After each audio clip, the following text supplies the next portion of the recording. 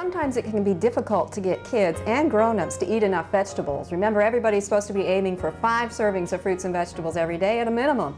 So at the end of the garden season, when you may have little bits of things, or when you want to do something that's a little bit creative rather than just sauteing and stir-frying and that kind of stuff, you might want to try what I'm doing today, which is a vegetable pizza using some fresh vegetables, or later on in the season maybe even some frozen additions or whatever canned additions you happen to have.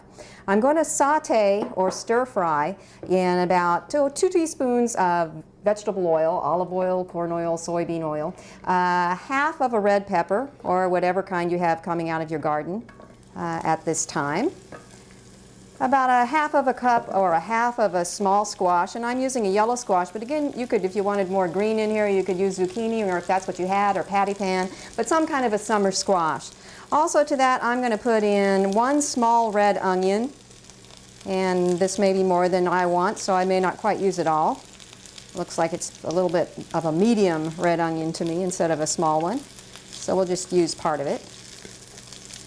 And again, you use the vegetables that you have and or that you like. And artichokes, I've heard, are very good in this as well. One of the volunteers at the studio garden mentioned that they like to do it that way.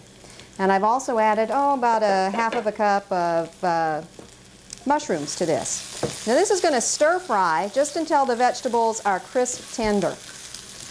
We don't want them to go too long. Now this looks a little bland. You can see it doesn't have any green in it, and most of the time we want something green when we're talking about vegetables like this. So we're going to do it this way. Rather than use the green pepper, I've got some fresh spinach, and it's been torn apart, and I'm going to use it as the bottom layer. One of the differences between this pizza and that most of us are familiar with is that it doesn't have a tomato sauce base. So that makes it a little bit different. Now this can either end up being a side or accompaniment serving to a main course, or it can be a main course. This could be 4 main dish servings, considering that we will be adding some cheese, and we'll have pretty much the food groups here when we get done.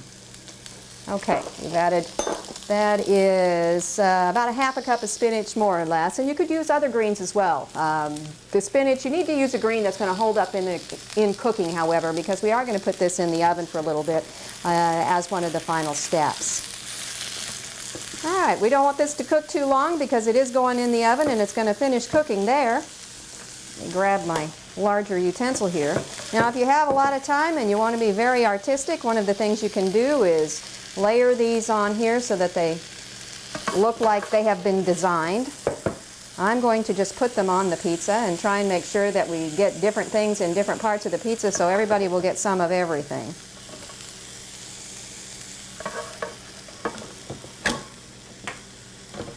Let's see if I can lift this up a little bit and actually speed the process along.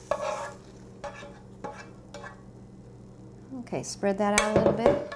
Now on top of that, you can add some tomato, and if you have yellow tomatoes, those are really nice. If you have cherry tomatoes, you could use halves on those. Again, whatever you happen to have available from your garden will work great.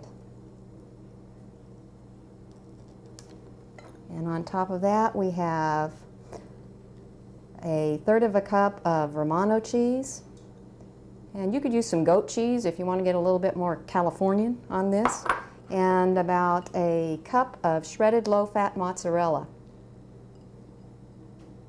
This then goes into a 350-degree oven for about 10 to 12 minutes, just until the cheese melted. And I'll do that now. Once your pizza comes out of the oven after the cheese is melted, you may want to top it with either a homemade vinegar and oil dressing, or you may want to just use one of the commercial ones, in which case you can use a light variety. You can also just pass it on the side and let folks put it on their own as it comes around the table.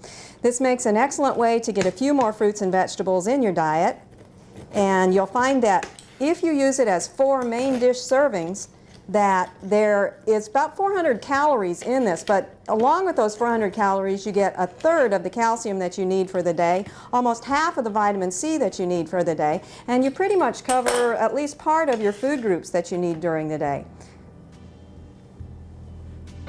And I think you'll find that for kids especially, this may be a way that you can get a few more fruits and vegetables in their diets, help them hit that 5-a-day target. For Oklahoma Gardening, this is Barbara Brown.